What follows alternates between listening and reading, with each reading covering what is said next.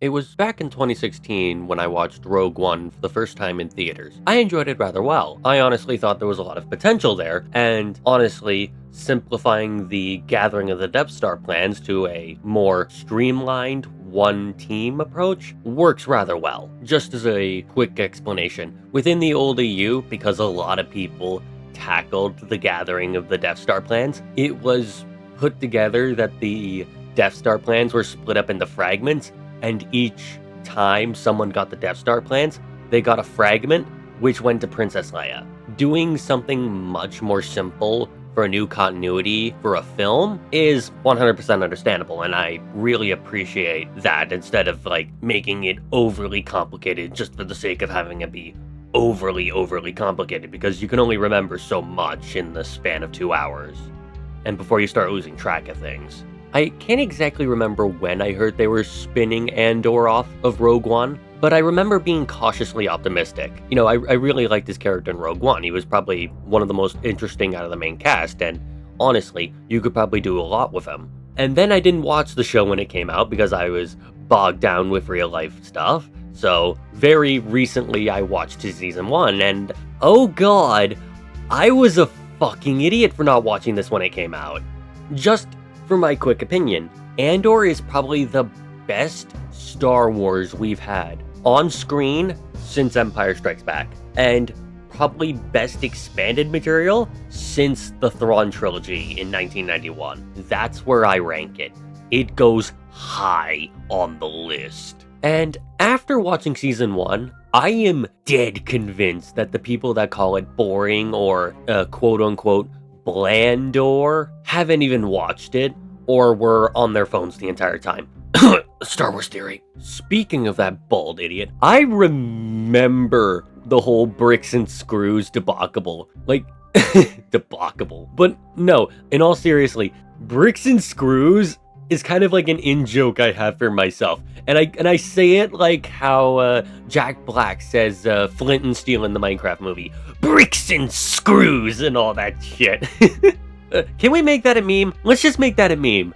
It'll be an in-joke of the channel. Bricks and screws!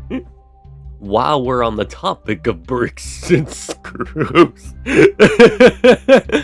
Okay. In all seriousness, Ferrix is a very interesting planet, and given that we spend 3, 4, 5-ish episodes with it, it really gives time to flesh out both how it works within the grand universe of Star Wars and its people. So when the Empire finally comes a-knocking because Andor shot 2 people in a back alley, you feel bad for them.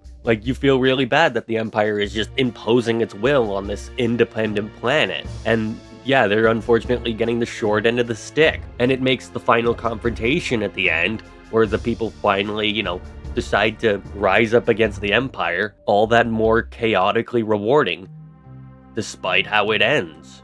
Revolution and the fight for freedom isn't bloodless. It takes effort, energy, and a lot of blood, sweat, and tears, and death just to make sure you achieve it. And we see that cost in the final episode of season 1. I am not gonna overly spoil it, so I'm just gonna move on. And it really does show the brutality and the evil of the Empire. From torturing civilians, falsely imprisoning people for up to 6 years for a crime they never committed. All because, some rebels stole some money.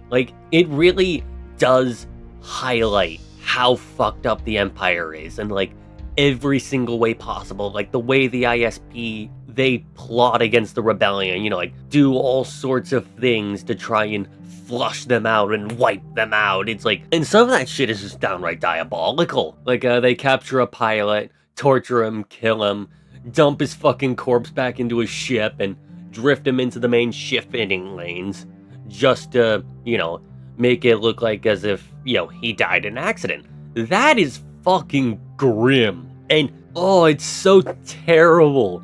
And Lutheran, one of the best characters in the show, he ends up knowing about this thanks to his mole in the ISB and can't do anything about it because it would expose his mole in the ISB, and he needs him. So it's a very, very difficult choice, and it weighs upon him, and it leads to one of the best monologues in the fucking show.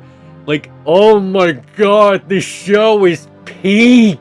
I'm sorry, but it's so good. Like, if you haven't watched Andor, do yourself a favor. Like, if you're a Star Wars fan, immediate recommend. It's probably it is the best Star Wars since Empire Strikes Back in visual media, hands down.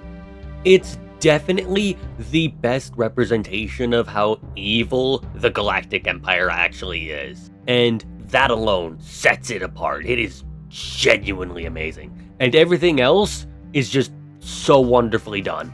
I can't help but recommend Andor enough. If you haven't watched it, do yourself a favor, watch it. It's really good. I've currently started season 2, and I am enjoying it so far. I hope it lives up to season 1, but then again, knowing, it's the same people that worked on it, let's fucking go. This has been Lucky Curly. Peace out.